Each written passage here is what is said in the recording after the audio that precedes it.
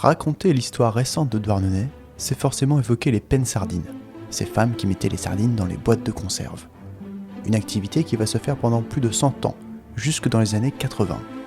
Si on ne devait citer qu'une de ces femmes, c'est sans aucun doute le nom de Joséphine Pencalette qui viendrait en tête.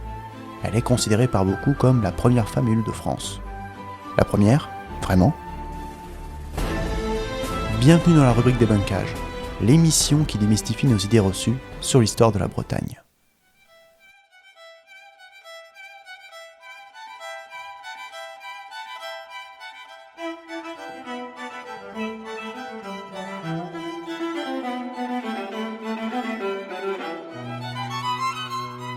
Resituons le contexte. Depuis les années 1860, la ville de Douarnenez s'est spécialisée dans la conserve des sardines, une industrie que l'on trouve dans plusieurs ports du Finistère Sud. Si les hommes partent au large pour pêcher ce poisson, les femmes, elles, sont employées pour les mettre dans les conserves immédiatement après que les prises soient arrivées au port. Et oui, de jour comme de nuit, des sirènes retentissent pour appeler ces ouvrières que l'on va très rapidement appeler pennes sardines ou têtes de sardines en français. Ce nom renvoie tant à leur activité qu'à leur coiffe typique de cette partie-là du Cap Sizun. L'historienne Fanny Bugnon a bien étudié le parcours de Joséphine Pencalette, l'une de ces fameuses pennes sardines. Née à Douarnenez en 1886, elle a travaillé un temps à Argenteuil en région parisienne. Elle revient dans sa ville natale avec ses 2 enfants en 1924 lorsqu'elle perd son mari. Joséphine se fait alors embaucher dans l'une de ses conserveries.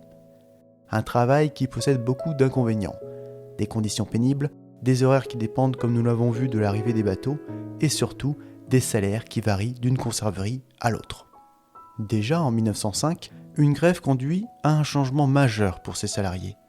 La rémunération basée sur la capacité de mettre 1000 sardines en boîte, qu'on appelle le 1000 de sardines, est remplacée par une rémunération à l'heure. Ce qui évite des bas salaires dans le cas où la pêche soit moins fructueuse. En 1924, une nouvelle grève éclate. Elle dure cette fois plusieurs semaines et paralyse le port. Joséphine prend part à son combat, tout comme une grande partie des femmes. Cette fois, la revendication majeure est une revalorisation de la paie avec 25 sous supplémentaires de l'heure. La mairie de Douarnenez se déclare solidaire, décide d'organiser le comité de grève et même l'installe au sein de la mairie. Une initiative portée par le maire Daniel Leflanchec, un militant communiste. Grâce au relais de personnes et de structures influentes, cette lutte, d'abord locale, reçoit un écho en dehors même du port de pêche. Des soutiens qui viennent des milieux syndicaux et des politiques de gauche. De quoi donner une visibilité certaine à l'échelle de la France. Fin décembre 1924, un coup de force des usiniers donne une nouvelle dimension à cette grève. Des hommes de main sont appelés pour assassiner Leflanchec, le maire communiste. Une attaque qui échoue mais qui provoque l'indignation générale. La préfecture demande alors aux usiniers de répondre aux attentes des grévistes. La grève est donc victorieuse. Quelques mois plus tard, un autre événement politique se prépare. En mai 1925 ont lieu les élections municipales. C'est l'occasion pour Leflanchec de briguer un nouveau mandat et de réaffirmer sa légitimité et celle de son équipe. Leur liste est composée de communistes. Mais fait surprenant, on y retrouve le nom d'une femme, celui de Joséphine Pencalette. Comment cette personne peut se retrouver candidate alors qu'en France, le droit de vote des femmes n'est même pas encore légal ? Comme l'explique l'historienne Fanny Bugnon, le Parti communiste français est dépendant des directives du Parti communiste de l'Union soviétique. L'une de ces directives, c'est de faire participer les femmes aux luttes, y compris dans l'exercice du pouvoir. Or, en France, il existe une brèche permettant leur élection.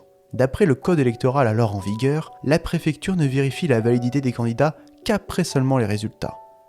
C'est ainsi que le Parti communiste décide de suivre à la lettre cette consigne et de présenter des femmes sur une grande partie des listes qu'elle soutient, même si en réalité, elles sont infiniment moins nombreuses que leurs homologues masculins. Qu'importe, à Douarnenez, l'équipe de Leflanchec applique la consigne et cherche une candidate.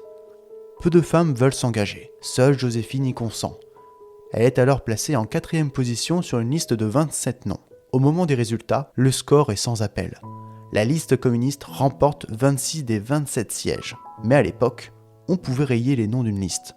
Joséphine est donc élue, mais elle ne recueille qu'assez peu de voix, puisqu'elle arrive à la 24e place. De plus, ce qui devait arriver advint, au lendemain du scrutin, la préfecture annule l'élection de l'ouvrière. Mais elle fait appel en attendant une réponse du Conseil d'État, ce qui permet à Joséphine de siéger de mai à novembre 1925 au conseil municipal, faisant d'elle, pour certains, la première femme élue de France. Ce qui est à la fois vrai et faux. Vrai, car aucune femme ne fut élue de la sorte auparavant. Mais faux, car elle n'est pas la seule à avoir été élue ce jour-là. Le Parti communiste français a mené d'autres listes, et parmi elles, plusieurs femmes furent élues cette année-là.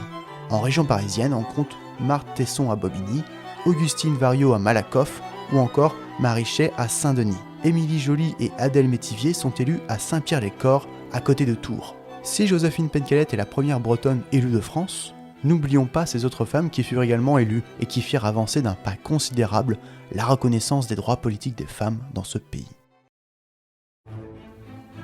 Merci à Stuart Lesvier pour l'écriture de cet épisode et à Betsabé Levin pour la technique. L'épisode que vous venez d'entendre vous est présenté par l'association Rubricaine Easter Braze. Elle rassemble les jeunes qui font vivre l'histoire de Bretagne. Elle est ouverte aux étudiants, aux médiateurs, aux chercheurs, mais aussi aux enseignants qui souhaitent valoriser cette histoire. Si ça vous a plu, vous pouvez tout à fait nous soutenir en prenant part à notre aventure ou tout simplement en nous faisant un don via Helloasso afin de développer nos futurs projets. Retrouvez-nous enfin sur notre site internet et sur nos réseaux sociaux. Et on vous dit à bientôt.